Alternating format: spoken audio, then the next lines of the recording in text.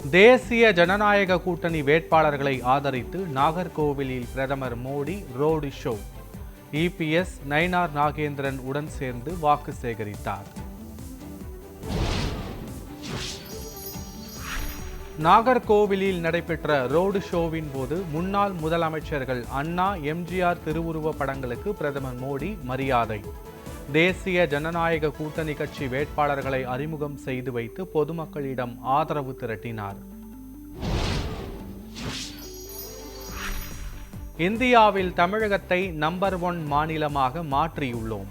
தருமபுரியில் நடைபெற்ற பரப்புரை கூட்டத்தில் முதலமைச்சர் ஸ்டாலின் பேச்சு. தமிழகம் வாழ வேண்டும் என்றால் திமுக வீழ்ந்தே ஆக வேண்டும். மீஞ்சூரில் வீட்டில் தனியாக இருந்த மாணவியிடம் இளைஞர்களின் வெறிச்செயலை சுட்டிக்காட்டி அதிமுக பொதுச் செயலாளர் இபிஎஸ் கண்டனம். வீட்டில் இருக்கும் பெண்களுக்கு கூட திமுக ஆட்சியில் பாதுகாப்பு இல்லை. பாமக தலைவர் அன்புமணி ராமதாஸ் கண்டனம். சென்னை டி நகர், வள்ளுவர் கோட்டம் உள்ளிட்ட பகுதிகளில் வாக்கு சேகரித்த தாவேக தலைவர் விஜய். வழியெங்கும் தொண்டர்கள், பொதுமக்கள் உற்சாக வரவேற்பு.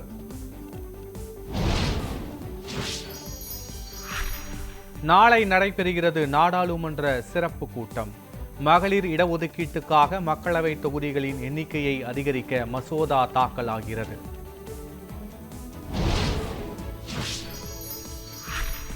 தொகுதி மறுவரையறைக்கு எதிராக தமிழ்நாடு முழுவதும் திமுக சார்பில் நாளை கருப்பு கொடி போராட்டம். இந்தியாவின் வளர்ச்சிக்காக பாடுபட்ட குற்றத்துக்காக தமிழ்நாடு உள்ளிட்ட தென் மாநிலங்களுக்கு தண்டனையா என்றும் முதலமைச்சர் ஸ்டாலின் வினா.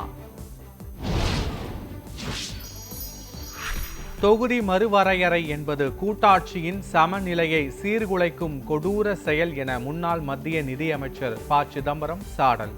தொகுதிகளை 58ஆக உயர்த்துவதைப் போல உயர்த்திவிட்டு பின்னர் 46ஆக குறைத்து விடுவார்கள் என்றும் எக்ஸ் தளப்பதிவு. தொகுதி மறுசீரமைப்பு மத்திய அரசின் பாரபட்சமான நடவடிக்கை என தாவேக தலைவர் விஜய் எதிர்ப்பு. தற்போதைய நடைமுறையே தொடர வேண்டும் என வலியுறுத்தல். துணை முதலமைச்சர் உதயநிதியின் வேட்புமனுவில் சொத்து விவரங்களில் உள்ள முரண்பாடு குறித்து வருமான வரித்துறை விசாரணை நடத்திய கோரி வழக்கு.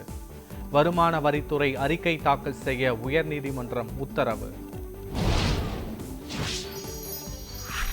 8000 ரூபாய் கூப்பன் மாதிரி வழங்கினால் பறிமுதல் செய்யப்படும். தேர்தல் ஆணையம் கடும் எச்சரிக்கை. மேற்கு தொடர்ச்சி மலை மாவட்டங்களில் 21ஆம் தேதி வரை மழைக்கு வாய்ப்பு. வானிலை ஆய்வு மையம் தகவல்.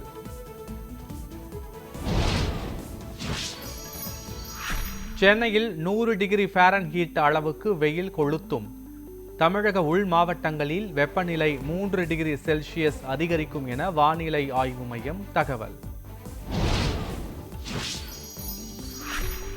வங்கக்கடலில் அமலுக்கு வந்தது மீன்பிடி தடை காலம்.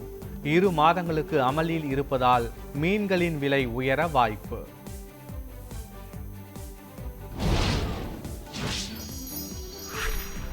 பீகாரின் புதிய முதலமைச்சராக பதவியேற்றார் சாம்ராட் சௌத்ரி. பாஜகவை சேர்ந்த ஒருவர் பீகாரின் முதலமைச்சராவது இதுவே முதல் முறை.